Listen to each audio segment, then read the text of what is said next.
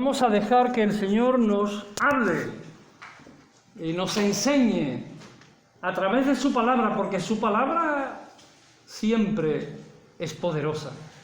Y el tiempo, mirad que esto que vamos a leer ocurrió en el tiempo, hace ya varios miles de años. Pero la palabra de Dios es actual, es viva, es eficaz para quebrantar corazones y para tocar y hacernos entender que sin Dios nada somos en este mundo. Voy sin más a leer el texto en 1 Samuel 7 hasta el verso 13. Y aquí vamos a ver un poco, de qué depende la victoria del creyente. ¿De qué depende nuestra victoria? Queremos vivir en victoria, ¿verdad? Queremos vivir venciendo las batallas que cada día tenemos que enfrentar. ¿Y de qué depende la victoria del creyente? 1 Samuel 7 dice: vinieron los de Kiriat Jearim y llevaron el arca de Jehová y la pusieron en la casa de Abinadab, situada en el collado, y santificaron a Eleazar, su hijo, para que guardase el arca de Jehová. Allí estaba la presencia de Dios mismo, en el arca de Jehová. Allí dice el texto 2: desde el día que llegó el arca a Kiriat Jearim pasaron muchos días, 20 años, y toda la casa de Israel lamentaba en pos de Jehová. Habló Samuel a toda la casa de Israel diciendo: si de todo vuestro corazón os volvéis a Jehová, quitad los dioses ajenos y a Astarot de entre vosotros, y preparad vuestro corazón a Jehová, y solo a él servid, y os librará de la mano de los filisteos. Entonces los hijos de Israel quitaron a los Baales y a Astarot, y sirvieron solo a Jehová. Y Samuel dijo: reunid a todo Israel en Mizpa, y yo oraré por vosotros a Jehová. Y se reunieron en Mizpa, y sacaron agua, y la derramaron delante de Jehová, y ayunaron aquel día, y dijeron allí: contra Jehová hemos pecado.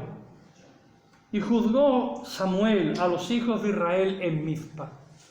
Cuando oyeron los filisteos que los hijos de Israel estaban reunidos en Mizpa, subieron los príncipes de los filisteos contra Israel, y al oír esto los hijos de Israel tuvieron temor de los filisteos.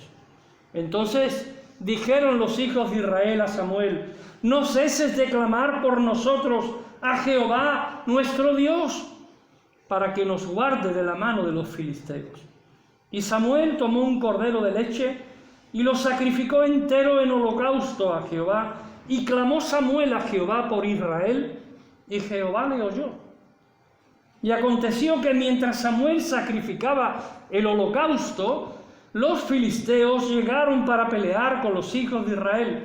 Mas Jehová tronó aquel día con gran estruendo sobre los filisteos, y los atemorizó, y fueron vencidos delante de Israel. Y saliendo los hijos de Israel de Mizpa, siguieron a los filisteos, hiriéndolos hasta abajo en Bet-Car. Tomó luego Samuel una piedra, y la puso entre Mizpa y Sen, y le puso por nombre Ebenezer, diciendo: hasta aquí nos ayudó Jehová. Así fueron sometidos los filisteos, y no volvieron más a entrar en el territorio de Israel, y la mano de Jehová estuvo contra los filisteos todos los días de Samuel. Hasta ahí la palabra de Dios. El pueblo de Dios, hermanos, puede vivir derrotado, en derrota, o puede vivir triunfante. Hay dos opciones, siempre hay dos opciones. Y así puede estar mucho tiempo lamentándose, como dice el versículo 2. El pueblo de Israel se lamentaba en pos de Jehová. Se lamentaban. Habían dejado al Señor. Se habían olvidado de Él. Cuando Samuel comenzó su ministerio sacerdotal y profético, encontró al pueblo de Israel en derrota. en derrota espiritual. Estaba derrotado. Estaba realmente presionado por sus enemigos.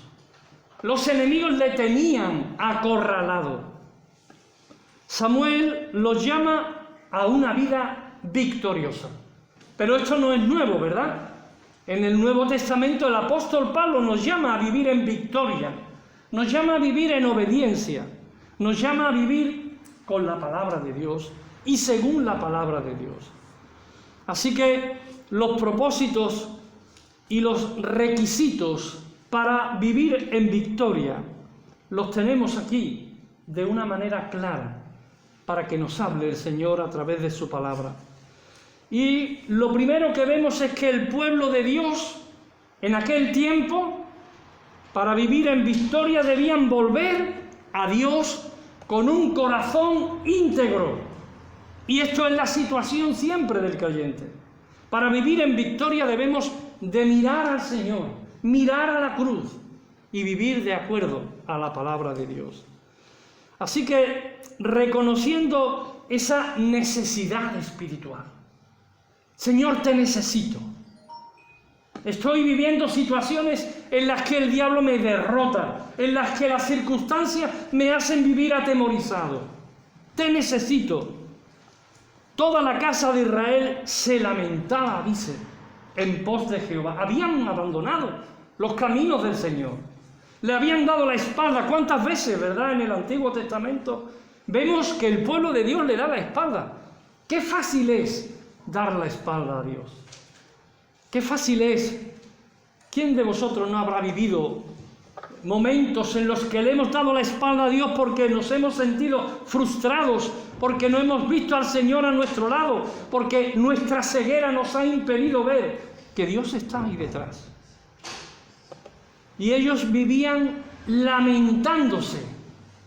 ¡Ay, el Señor que nos ha dejado, que nos ha abandonado, que no lo tenemos con nosotros, que vivimos en derrota espiritual!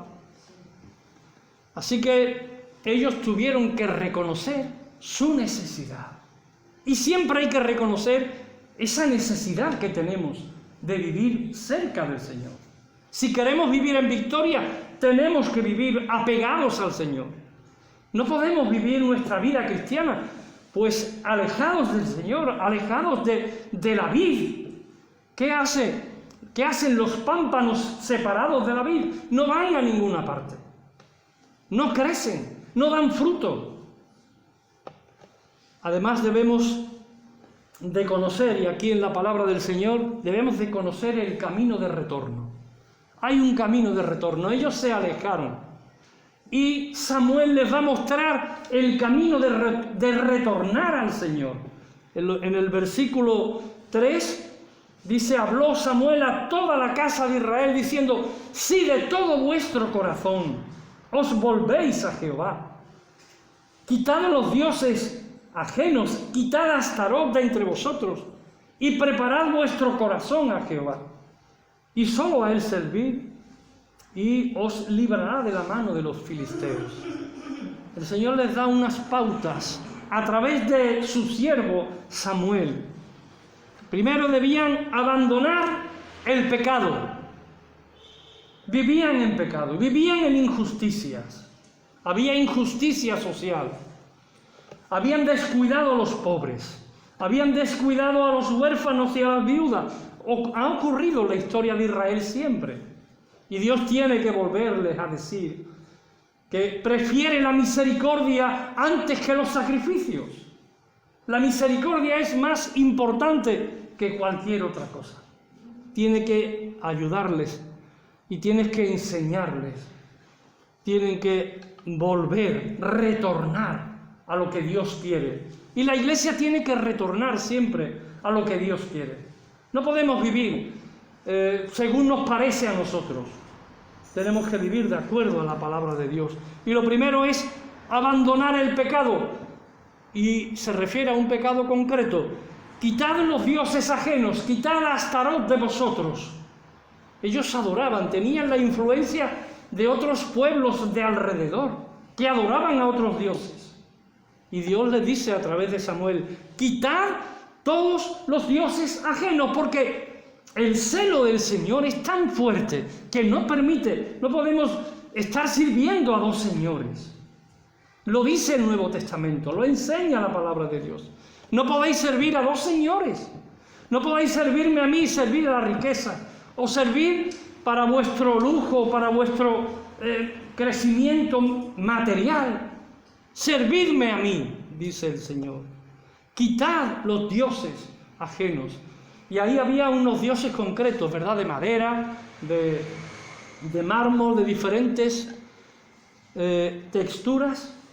Pero ¿de qué dioses podemos nosotros liberarnos en nuestra vida?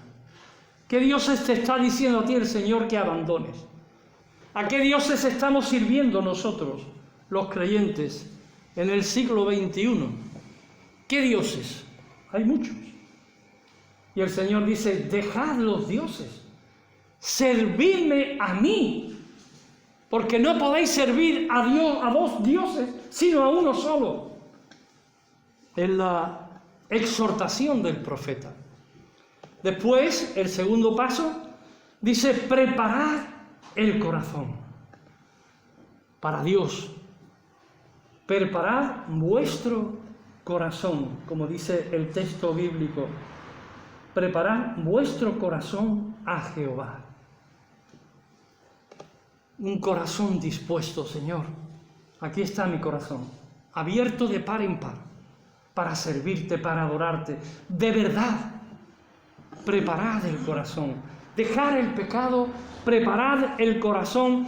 Tercer paso, servir a Dios con integridad, como dice el texto. Solo a Él servir. Solo a Él. ¿A cuántos servís? Pues si servís a más de uno, servid solo a Él, dice el Señor en su palabra. Y el verso 4 nos llama a una obediencia completa. Obedecer a Dios únicamente. Entonces los hijos de Israel quitaron los Baales, obedecieron, quitaron a Astarot y sirvieron solo a Jehová. Esa frase. Sirvieron solo a Jehová. ¿Estamos sirviendo solo a Dios? ¿O estamos sirviendo a nuestros intereses personales? Qué sutil es todo esto, ¿verdad? Servir solo a Dios. Inclinaos ante Dios y reconocedle en todos vuestros caminos. El pueblo de Dios, los creyentes, debemos buscar siempre la ayuda, el socorro de nuestro Dios. Mirad los versos siguientes. Nos habla de una serie de recursos. Debemos de echar mano de los recursos que Dios pone a nuestra disposición, que es la oración, versículo 5. Y Samuel dijo, reunid a todo Israel en Mizpa, y yo oraré por vosotros a Jehová. La oración es un recurso para la vida espiritual del creyente. Pero ¿estamos haciendo uso de ese recurso? ¿Estamos recurriendo a la oración como Dios demanda en su palabra? ¿O solamente lo hacemos de una manera superficial cuando somos tocados por algún problema y necesitamos que el Señor dé una respuesta a algo que estamos viviendo y ahí entonces oramos, ¿verdad? ¿O estamos orando, como dice la palabra, sin cesar? Orar a Dios sin cesar, continuamente. El versículo 5, no confiando en símbolos religiosos, sino en el Dios vivo.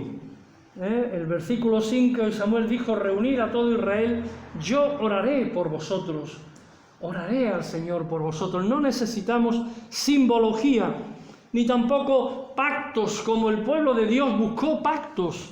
En Isaías capítulo 30 tenemos un interesante, el profeta dice al pueblo de Dios, ¡ay! Cuando empieza esa palabra, ¡ay!, se está quejando, hay una queja. ¡Ay de los que se apartan!, dice Jehová. para tomar consejo, y no precisamente de mí, para tomar consejo, para cobijarse con cubierta y no de mi espíritu, añadiendo pecado a pecado, que se apartan para descender a Egipto y no han preguntado de mi boca para fortalecerse con la fuerza de Faraón y poner su esperanza en la sombra de Egipto. ¿Qué forma de decirlo? Egipto es una sombra, como todos los países del mundo. Pero claro, usa la figura de Egipto porque el pueblo de Israel buscaba apoyo en Egipto, en los carros, en los caballos.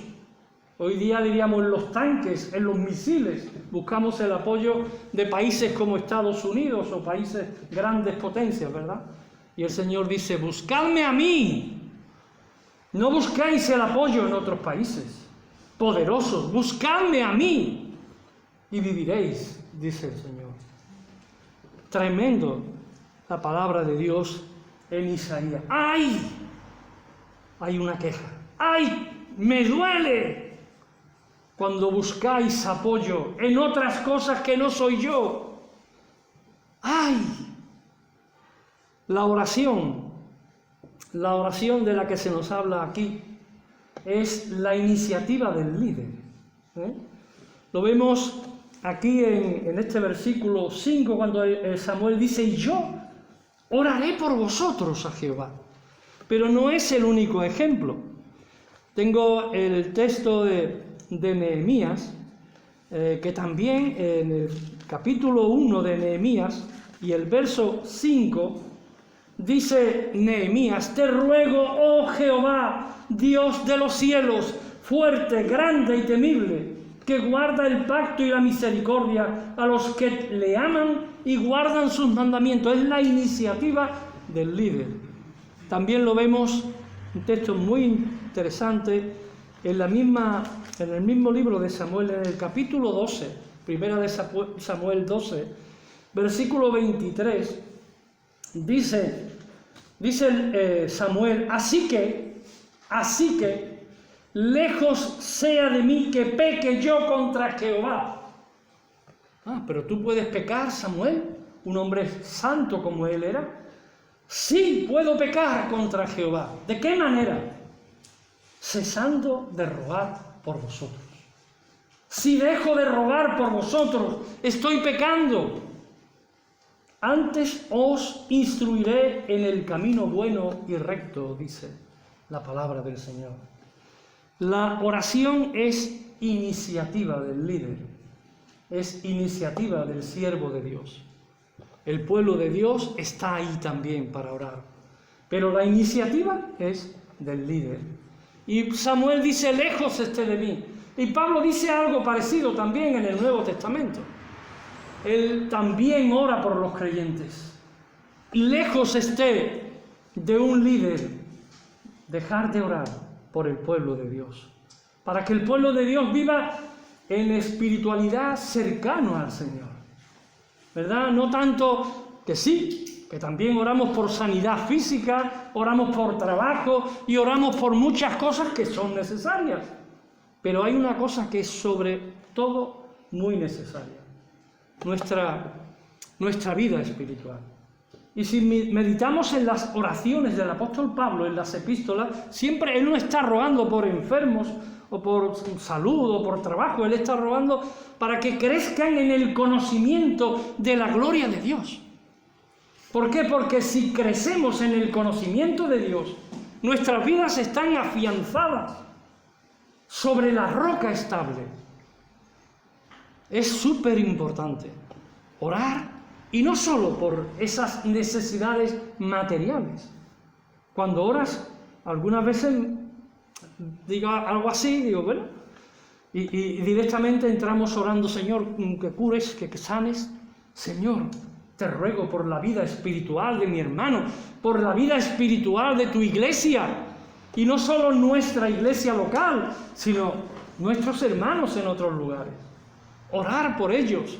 Orar por los necesitados, orar por los que sufren en otros países, que no tienen libertad para poder reunirse, para poder predicar la palabra. Hay muchas formas de orar. Pero para orar es fundamental empezar alabando a Dios, empezar glorificando a Dios.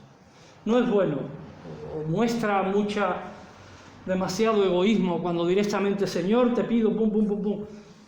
Señor, te bendigo, te doy gloria, te doy honra, porque tú eres el Rey, porque tú eres el Señor, porque tú eres digno de recibirla. Y empezar orando, pero alabando a Dios. Y cuando ya nos hemos, ya hemos dicho todo lo que se nos ocurría, pues empezamos a orar por otras cosas. Pero debemos de glorificar a Dios en nuestra oración. La oración es una convicción también compartida por el pueblo. Mirad el versículo 8, dice: entonces dijeron los hijos de Israel a Samuel: no ceses, Samuel, no dejes de clamar por nosotros a Jehová nuestro Dios, no tu Dios, sino nuestro Dios. Está hablando, ¿para qué? Para que nos guarde de la mano de nuestros enemigos. En aquel tiempo, la forma en que Dios castigaba a su pueblo era levantando a otros pueblos.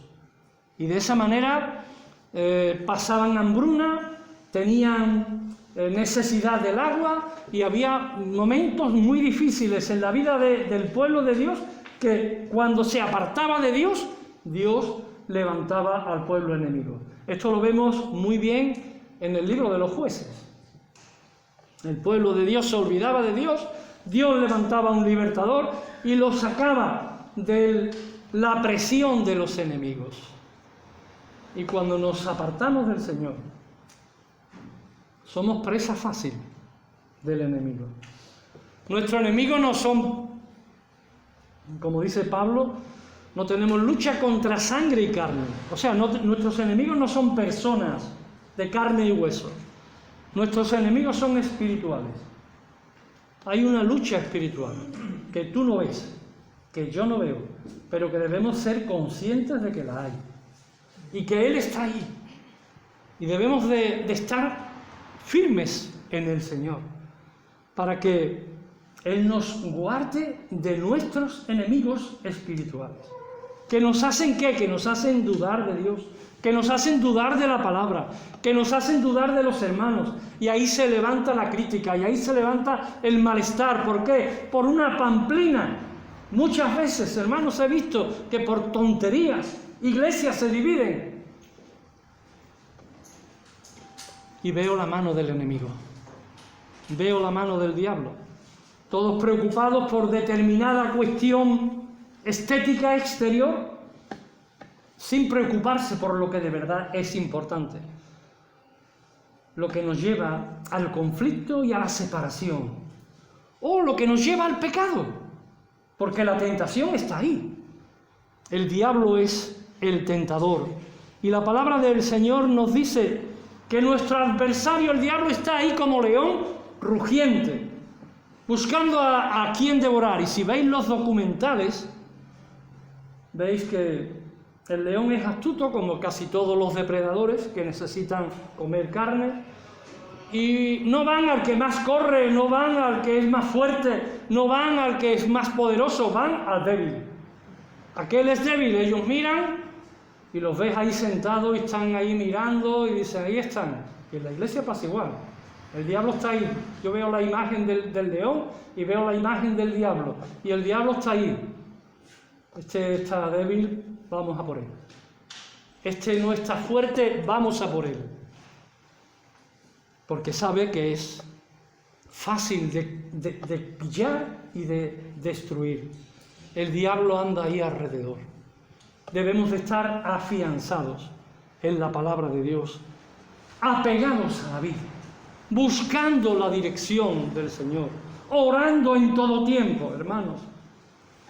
Que los cultos de oración se note que somos una iglesia viva, una iglesia que depende no de los pastores, no de los ancianos, no del liderazgo, una iglesia que depende de la oración.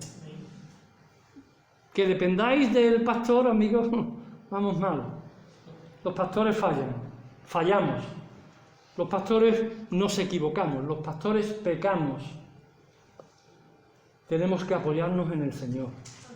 Tenemos que depender de Él. Y en la oración, en el tiempo de oración, como iglesia o personal, ¿verdad? Porque una cosa no quita la otra, debemos de buscar al Señor y fortalecernos en Él. Otro punto importante es la consagración, consagrar nuestra vida a Dios. Dice el verso 9, Samuel tomó un cordero de leche y lo sacrificó entero en holocausto a Jehová, y clamó Samuel a Jehová por Israel, y Jehová le oyó. Esta es la victoria, este es el galardón. Jehová le oyó. Y muchas de nuestras oraciones el Señor las oye. Y comentamos, ¿verdad? El Señor ha hecho, el Señor ha sanado. Donde veíamos un problema en la vida de hermana como Mercy, que la saludamos desde aquí. Ella estaba ahí con un problema, victoria. La oración estaba detrás. El Señor escucha la oración. El Señor oye la oración de su pueblo. Experimentamos la victoria que Dios da como respuesta a nuestra dedicación, a nuestra oración. Y tenemos ahí el texto: aconteció que mientras Samuel sacrificaba el holocausto, los filisteos, los enemigos, llegaron para pelear con los hijos de Israel. ¿Pero qué ocurrió? Ellos llegaron pensando, estos nos lo comemos como a pan. Pero Jehová tronó aquel día con gran estruendo sobre los filisteos y los atemorizó, y fueron vencidos delante de Israel. Y saliendo los hijos de Israel de Mizpa, siguieron a los filisteos, hiriéndolos hasta abajo de Bet-Car. Y el verso 13, así fueron sometidos los enemigos, y no volvieron más a entrar en el territorio de Israel, y la mano de Jehová estuvo contra los filisteos. Pero mirad qué curiosa la última frase: todos los días de Samuel, de su siervo que oraba, de su siervo que estaba centrado en las cosas del Señor. Qué precioso, hermanos, ver la obra de Dios fortalecida cuando los siervos de Dios están en su sitio, haciendo su tarea, que no es otra que orar. La tarea de un siervo de Dios, de un pastor, no es ni de cuidar las ofrendas, no es nada que tenga que ver con lo material, ni siquiera con las cosas de la informática y todo esto. La obra de los siervos de Dios es la de orar, es la de prepararse, es la de estudiar, y es la de compartir la palabra, es la de tener ánimo, dar ánimo, es la de visitar, pero no es la de hacer otras cosas. Por eso yo me cuido de no meterme donde no me llaman. A veces me llaman, pero yo procuro no entrar donde no me llaman, donde yo sé que no es mi papel. Mi papel no es ni siquiera, y lo he hecho siempre, barrer o cuidar del local de la iglesia. Lo he hecho siempre, porque he sido muchos años diácono de la iglesia. Pero si eres pastor, ese no es tu papel. Tu papel es otro. Tu papel es estudiar, es preparar, es orar, es interceder por los hermanos. Y esa es la tarea que tenemos. Así después podemos conmemorar la victoria, como lo hizo también, y lo vemos aquí en el versículo 12, que tomó luego Samuel una piedra y la puso entre Mizpa y Sen. Esto era muy frecuente en el pueblo de Dios. Levantar algo que diera testimonio a ellos y a los que vinieran después. Levantaron una piedra muy alta entre Mizpa y Sen, le puso por nombre, ese nombre que todos conocemos, Eben Ezer, diciendo, hasta aquí nos ayudó Jehová. Si obedecemos, si oramos, si servimos, si hacemos la obra de Dios como Él quiere, hasta aquí nos va a ayudar, nos ha ayudado y nos seguirá ayudando, hermano. No te quepa la menor duda. Pero cada uno de nosotros tiene que estar haciendo su papel, su trabajo, centrados, con compromiso. A veces nos falta compromiso en la iglesia y nos comprometemos a cosas que después no las hacemos y dependemos de otro. Bueno, ya la hará otro. ¿Te has comprometido tú? Sí, hazla tú, no la dejes para otro. Es tu papel. Cuando empeñemos nuestra palabra, procuremos cumplirla. Hermanos, concluyendo, Dios nos llama a cultivar una relación viva, muy viva con Él, y a buscar constantemente los recursos de su gracia. Él ha dejado recursos ahí para nosotros, como son la oración del que hemos hablado, la palabra de Dios, la lectura, la meditación, el estudio de la palabra de Dios. Es un recurso de la gracia de Dios para nosotros. La comunión verdadera entre los hermanos, la adoración profunda en nuestras vidas. Quiera el Señor utilizar estos recursos que Él pone a nuestra disposición para que hagamos la obra de Dios. Aquí en Sanlúcar, donde estamos, o donde estén los hermanos que nos estén viendo, allí donde estés, haz la obra de Dios. Busca a Dios. No busques la aprobación de personas, no busques en otros el que te reconozcan y te den unas palmaditas en la espalda. Muy bien, no. Huyo de esas cosas. Hago lo que tengo que hacer y aún así creo que soy, como dice la palabra, un siervo inútil. Pero de la inutilidad del siervo Dios puede hacer grandes cosas. Y de tu inutilidad, no entenderme mal, Dios puede hacer grandes cosas también, hermano. Así que el Señor nos bendiga, nos fortalezca, nos ayude y hagamos su obra con dedicación, como vemos aquí en este texto, sencillo texto, histórico texto, que nos da tanta enseñanza en nuestra vida. Oramos. Padre, muchas gracias por tu palabra, Señor. Gracias por poder compartirla, por poder, Señor, exponerla para tu pueblo, Dios. Ayúdanos a aprender de aquellos que nos precedieron, como fue tu siervo Samuel y otros. Pero en este caso nos acordamos de él, que es un ejemplo para nuestras vidas, Señor. Que no seamos como tu pueblo, repitiendo una y otra vez los tropiezos y cayendo y cayendo y cayendo, sino que nos fortalezcamos, Señor, en tu palabra, en confianza en ti, Padre, que dependamos de ti para todo en nuestra vida. Haz tu obra en medio de nosotros. Te damos gracias, infinitas gracias, Señor, por tu obra en nuestras vidas. Sigue tú obrando, Padre. A ti sea la honra siempre y la gloria y la alabanza, en el nombre de Jesús. Amén, Señor. Amén.